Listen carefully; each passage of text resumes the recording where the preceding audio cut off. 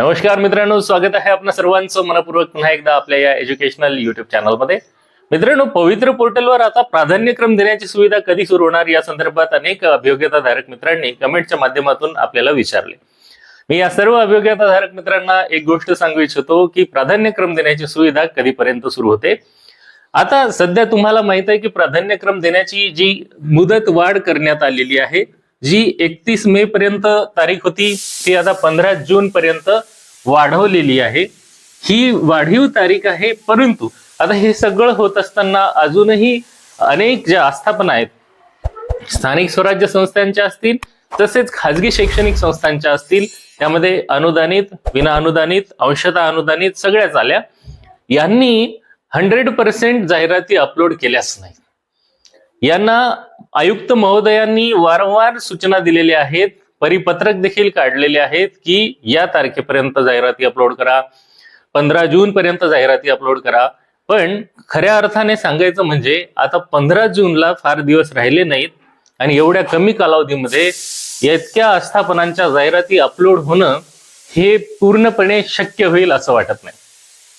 त्याच्यामुळे 15 जून नंतर देखील याला मुदतवाढ देणं गरजेचं आहे. जर मुदतवाढ दिली नाही तर जाहिराती जेवढ्या अपलोड झाल्या तेवढ्याच जागा निघतील आणि तेवढ्याच जागांवर भरती प्रक्रिया राबवावी लागेल. यामुळे अभियोग्यताधारकांचं मोठ्या प्रमाणात नुकसान होऊ शकते. यामुळे कट ऑफ देखील वाढू शकतो. पण असं होणार नाही. याला निश्चितपणे माझ्या मते तरी मुदतवाढ मिळू शकते आणि साधारणतः ही मुदतवाढ आणखीन 10 ते 15 दिवसांची मुदतवाढ होऊ शकते मित्रांनो. होय मित्रांनो. आणि ही जर मुदतवाढ झाली तर तुम्ही बघा, हा जून महिना या ठिकाणी पूर्णपणे इथे या जाहिराती अपलोड होण्यामध्येच चालला जाणार. मग जुलै महिन्यामध्ये तुम्हाला प्राधान्यक्रम देण्याची सुविधा सुरू होऊ शकते. आणि प्राधान्यक्रम देण्यासाठी अभियोग्यता धारकांसाठी एक 10 ते 12 दिवसांचा कालावधी देण्यात येतो. 10 ते 12 दिवस किंवा 10 ते 15 दिवस आपण पकडूया. पण या 10 ते 15 दिवसांमध्ये काय होते, 10 ते 15 दिवसांमध्ये अभियोग्यता धारकांना प्राधान्यक्रम देणं हे एवढं सोपं काम नाहीये. प्राधान्यक्रम देणं सोपंच आहे, पण कमी वेळेमध्ये ते कंप्लीट होईल असं वाटत नाही. त्यासाठी 10 ते 15 दिवसांची मुदत देण्यात येईल. काही टेक्निकल इश्यूज येतील, काही विद्यार्थ्यांच्या अडचणी येतील, त्यामुळे महाराष्ट्र राज्य परीक्षा परिषद पुणे यांच्याशी कम्युनिकेशन होईल, ईमेलच्या माध्यमातून त्यांच्याशी विचारणा केली जाईल. अशा प्रकारे मागच्या वेळेस देखील झालं होतं. मग यामध्ये वेळ भरपूर जातो. तर किमान आपण या ठिकाणी 10 ते 15 दिवस जरी धरले तर या ठिकाणी प्राधान्यक्रम देणे पूर्ण झाले नाही तर त्याला पुन्हा 8 ते 10 दिवस काय होऊ शकते, मुदतवाढ होऊ शकते. आणि ही मुदतवाढ विद्यार्थ्यांच्या हिताचीच असणार आहे.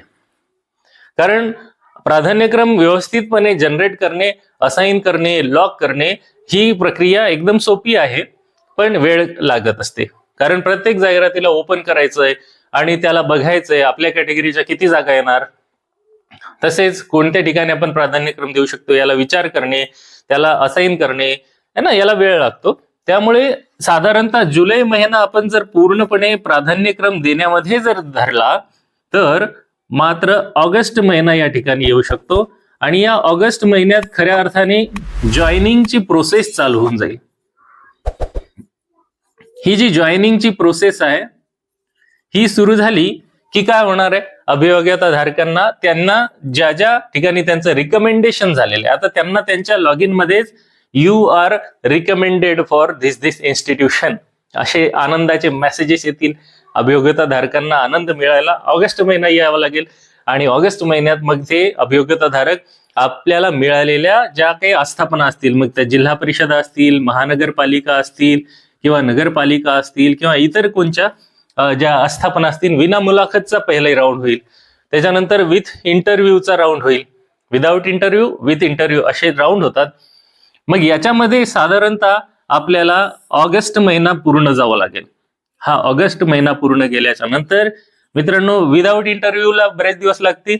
त्याच्यानंतर विथ इंटरव्ह्यूला जास्तीत जास्त पाहता जेव्हा विथ इंटरव्ह्यूचा राऊंड चालू होईल ना, त्यावेळेस त्यांना 45 दिवस लागणार आहेत. जास्तीत जास्त 45 दिवस देण्यात येतील. आणि त्या 45 दिवसांमध्ये जॉईनिंग झाल्या पाहिजेत खाजगी आस्थापनांवर देखील. मग हे 45 दिवस म्हणजे ऑगस्ट प्लस पुढचे 15 दिवस साधारणतः सप्टेंबर महिन्यामध्ये हे जे आपले शिक्षक मित्र आहेत, अभियोग्यता धारक आहेत, हे शाळेवर जॉईन झाल्याचं तुम्हाला दिसतील. त्यांच्या हातामध्ये जॉईनिंग लेटर त्यांच्या हातामध्ये असेल आणि ते शाळेमध्ये शिक्षक म्हणून शिकवत असताना आपल्याला दिसू शकतात. 5 सप्टेंबरला शिक्षक दिवस असतो. त्या शिक्षक दिनाच्या दिवशी तुम्ही शाळेमध्ये शिक्षक म्हणून शिकवण्यात असल्याचं तुम्ही त्या ठिकाणी स्वतःला पाहू शकता. त्यामुळे एवढा वेळ तरी निश्चितपणे लागू शकतो. अर्थातच हे काही शासकीय परिपत्रकानुसार मी तुम्हाला सांगत नाहीये. हे दरवर्षी जेवढा टायमिंग त्या प्रोसेसमध्ये लागतो त्या टायमिंगला मी माझ्या मतानुसार तुमच्या समोर मांडत आहे. हे माझं एक अंदाजित वेळापत्रक मी तुम्हाला हे सांगितलेलं आहे. कारण आपल्याला महाराष्ट्र राज्य परीक्षा परिषदेकडून अशा प्रकारचं एक काय मिळायला पाहिजे होतं, रोड मॅप मिळायला पाहिजे होता.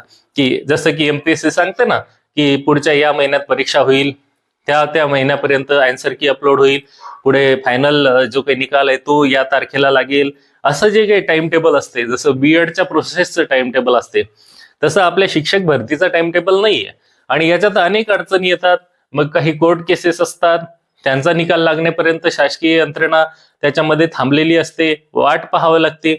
परंतु आता सध्या तरी इतर काही गोष्टीचा प्रभाव जर नाही पडला तर साधारणतः ऑगस्ट नंतर सप्टेंबर मध्ये तुमच्या हाती जॉईनिंग लेटर असल्याचं दिसू शकते. तर ही होती सर प्राधान्यक्रम कधी देणे सुरू होईल आणि जॉईनिंग लेटर कधीपर्यंत मिळू शकते याच्या संदर्भातील महत्वपूर्ण माहिती. आशा आहे तुम्हाला जर ही माहिती आवडली असेल तर व्हिडिओला लाईक करा मित्रांनो. चॅनलवर नवीन असाल तर आताच आपल्या या चॅनलला सबस्क्राईब करा. बेल आयकॉनला प्रेस करायला विसरू नका, जेणेकरून तुम्हाला असेच महत्वपूर्ण अपडेट्स मिळत जातील. पुन्हा भेटूया नवीन माहितीसह नवीन व्हिडिओमध्ये. तोपर्यंत आपणा सर्वांना खूप खूप शुभेच्छा. Thank you for watching till two the end.